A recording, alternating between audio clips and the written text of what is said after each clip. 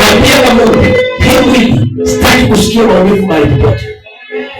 Sikuzaliwa nikiumwa, kwa hivyo mimi sitaki kuumwa. Eti magonjwa ya tumbo, magonjwa ya kiuno, magonjwa ya mgongo. Mtoto mdogo analia kiuno, msichana mdogo analia mgongo, unalia tumbo na ujui leba. Sasa ukianza leba utalia na mgani? Bwana Yesu asifiwe sana. Mtu aseme amen. Hayo mapepo Bwana akayaondoa kwa jina la Yesu. Amen. Hayo mapepo tunaikataa kwa jina la Yesu. Amen.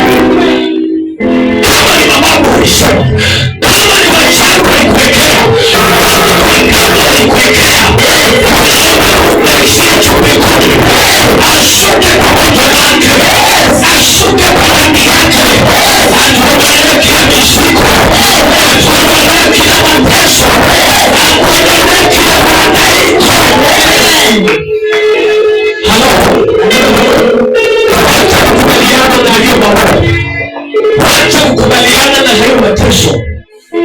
Eti kwetu kila mtu tu anakuanga na pressure, kila mtu ako na pressure. Kwa hivyo yani wewe unaamini kweli kila mtu ako na pressure, kwa hivyo basi unajua pia wewe pressure itakupata. Kataa hiyo roho, kataa hiyo roho kwa jina la Yesu.